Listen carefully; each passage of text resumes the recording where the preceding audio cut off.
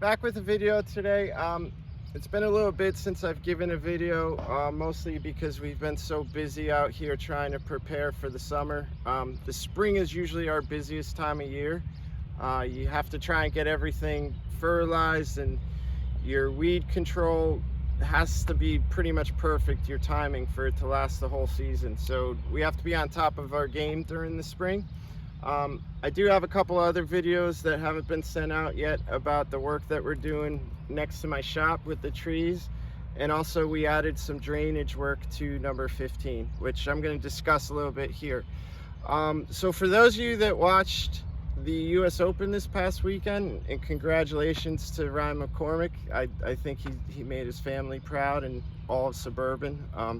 Just awesome stuff. It was really good to see him playing that well.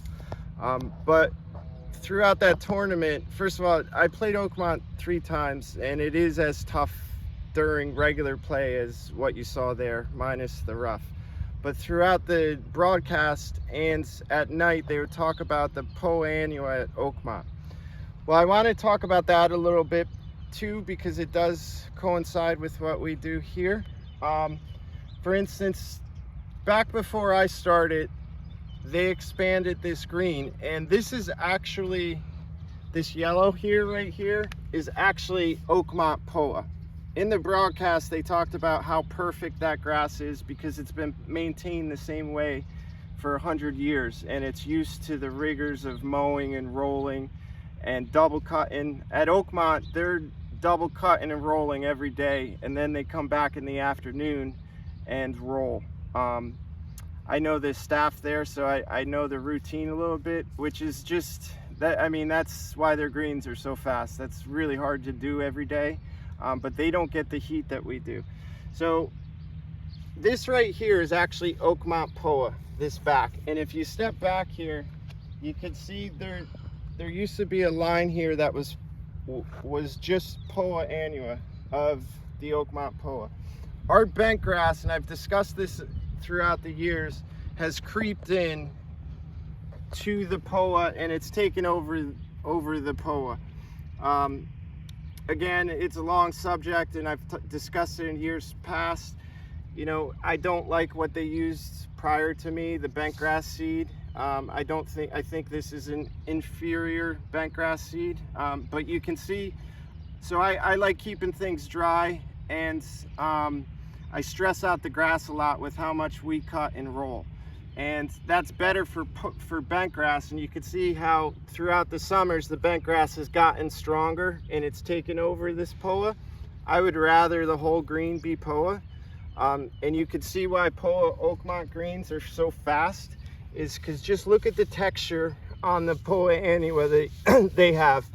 It's such a fine textured grass. I mean, it's easier to get speed when it's that fine. Now, if you look at our bent grass, it's a little bit more hairy. Again, you have to be more aggressive on the bent grass than you do the POA. So basically, we're gonna have all this bent grass take over this POA, but I wish that they never touched the greens prior to me. I wish they never seeded. I wish they just had POA, because I think our greens would be much faster and much stronger. But that's what we're dealing with. It's not, I don't want to sound too negative, it's not the worst thing in the world, but it's just trying to explain things. The POA needs much more fertilizer than the bent grass, and I know I discussed this before. You got to make a decision. So what we do is we try to take care of the POA. We maintain through the POA idea. But that's when your bent grass is a little bit over fertilized and it gets a little grainy. To make a long story short, and I'm trying to get out as much information as possible without getting too crazy. So we are coming into our first challenge this coming week into next week. We have a 6 or 7 day stretch of 90 degrees or more. I did not like how the greens reacted throughout the invitational.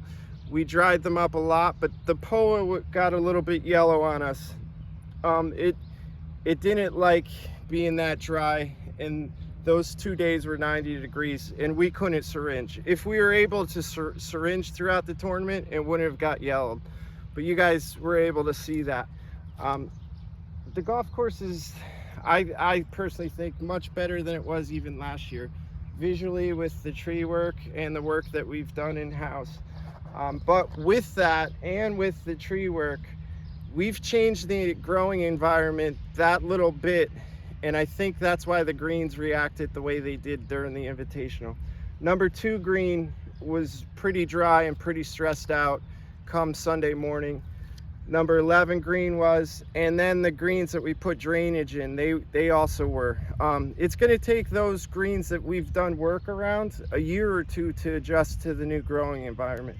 For instance, number 2 is getting so much more sunlight, and in the long run, it's better for us. But in the short term, we're going to have to watch that green a little bit more this year because it's not used to all that sunlight. It's really an amazing phenomenon, and that's how they talk about the Oakmont POA, is because they never lost grass there, and it was maintained at a high standard throughout those years. That's why it can take the weather and the challenges. So we got to get our greens that have changed growing environment wise to our normal routine. This year I also am going to try something a little bit different. Again, we have 100-degree temperatures coming up in mid 90s to high 90s. So far this week, the last 2 days, I don't know if you've been out here, we've been preparing for this weather coming up. You don't want to be really hot going into really wet going into a hot stretch. So fortunately, the drainage work that we did on the greens this winter has helped us out drastically through this upcoming weather. Really impressed with what that's done. If we didn't have that drainage and it was last year, those greens would be all have a black layer and they'd be soggy wet. I feel comfortable going into this stretch. The other thing is our drainage and our fairways have helped out a lot too. This week we needle tined all the greens. You can see little holes here. So what we're trying to do is dry these greens up as much as possible before this heat comes. We also spiked all the fairways. So that we did a lot of preventative maintenance the last 2 days to get through this little challenge that we're gonna have. The other thing I want to talk about with the greens is throughout the years I've discussed how we don't cut higher, we actually cut lower, but we use the solid roller. This year what I'm gonna try to do is we have to do a cleanup pass on our greens, which is 2 loops around the greens. So and that's where most of our POA is, because that's where most of the stress is. So we're gonna put a solid roller on a mower and do just the cleanup pass. And then in the centers of the greens, we're gonna use this Wiley roller. The reason I'm doing that is because we're always trying to push the envelope here. I want the greens to be as good and as fast for you guys as they can be. Anytime it's wet like this, you're not going to get speed. You can see the leaf blade, how thick it is right now. It's just, that's way too much water. And when it's too much water, the leaf blade swells up from all that water being in it. That's why drier greens are faster greens. So I don't want this bent grass to get out of control like it has in the past with the wet, humid weather. Again, humidity also, if it's really humid out, it's hard to get speed on greens. You're gonna lose speed, and it's the same thing, is this leaf blade of the bent grass, it swells up and it becomes thick, and that slows the ball roll down. So what we're gonna do is we're gonna keep our regular mowers on all year long. It's pretty risky, but I think our greens can handle it. That way, you know, anytime it's humid, you're gonna lose speed, and when we're syringing, you're gonna lose speed. But I think we can maintain our speed that we have in the spring and the fall a little bit better with this roller. So I'm gonna try that this year. It was just something I want to mention. I know this video is getting long, so I don't want to bore everybody with it, but I thought it was important to tell you guys where we're at, the tough stretch that's coming up.